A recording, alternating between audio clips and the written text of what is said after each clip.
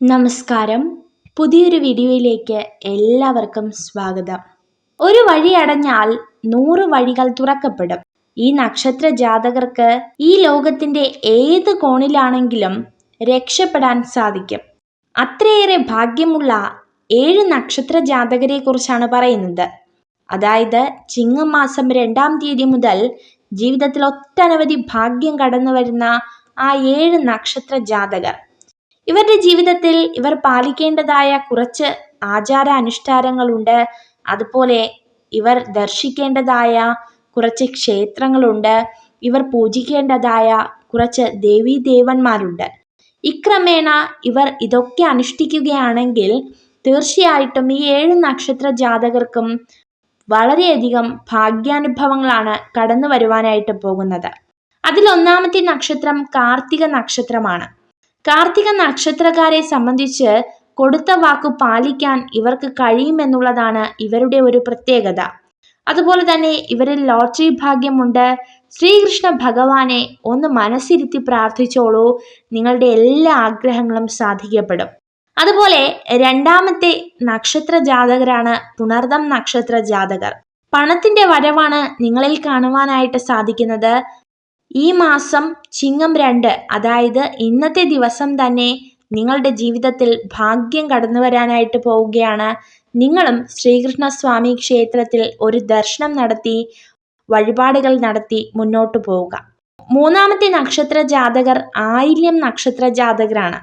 സന്താനങ്ങളെ കൊണ്ട് സൗഭാഗ്യം വന്നു ചേരുന്ന ഒരു നക്ഷത്ര ജാതകരാണ് ആയില്യം നക്ഷത്ര ജാതകർ. ആയില്യം നക്ഷത്രക്കാർ ശിവഭഗവാനെ ഒന്ന് ആരാധിക്കുന്നതും വഴിപാട് ചെയ്യുന്നതും ഏറ്റവും നല്ല ഒരു കാര്യമാണ്. നാലാമത്തെ നക്ഷത്ര ജാതകരാണ് മകം. നല്ല ഉയർച്ച വന്നു ചേരുന്ന ഒരു സമയമാണ്. ശത്രുദോഷത്തെ കൊണ്ട് ബുദ്ധിമുട്ട് സംഭവിക്കുന്ന ഒരു സമയത്തിലൂടെ ആയിരിക്കാം നിങ്ങൾ കടന്നു പോകുന്നത്. എന്നിരുന്നാലും കുറേശ്ശെ നിങ്ങളുടെ ദോഷങ്ങൾ വിട്ടുമാറും. നിങ്ങളുടെ ജീവിതത്തിൽ സന്തോഷം കടന്നു വരിക തന്നെ ചെയ്യും. അഞ്ചാമത്തെ നക്ഷത്ര ജാതകർ അത്തം നക്ഷത്ര ജാതകരാണ്.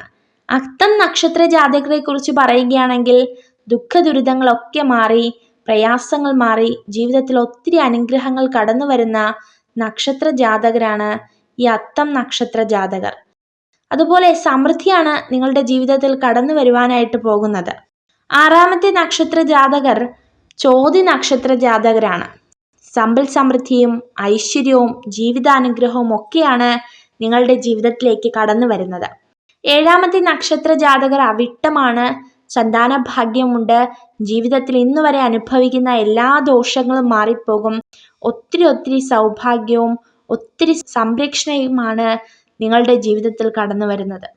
അതുപോലെ തന്നെ നിങ്ങളുടെ പ്രയാസങ്ങൾ മാറി, ദുഃഖങ്ങൾ മാറി, ജീവിതത്തിൽ ഒരുപാട് അനുഗ്രഹങ്ങൾ കടന്നു വരുന്ന നക്ഷത്ര ജാതകർ, അതായത് ഈ 7 നക്ഷത്ര ജാതകരെയും ഈശ്വരൻ അതിസമൃദ്ധമായി അനുഗ്രഹിക്കട്ടെ. അതുപോലെ തന്നെ മറ്റു നക്ഷത്ര ജാതകരെയും ഈശ്വരൻ അനുഗ്രഹിക്കട്ടെ. നിങ്ങൾക്ക് ഈ ഒരു വീഡിയോ ഉപകാരപ്രദമായെങ്കിൽ ചാനൽ സബ്സ്ക്രൈബ് ചെയ്യുവാനായി അഭ്യർത്ഥിക്കുന്നു. നന്ദി.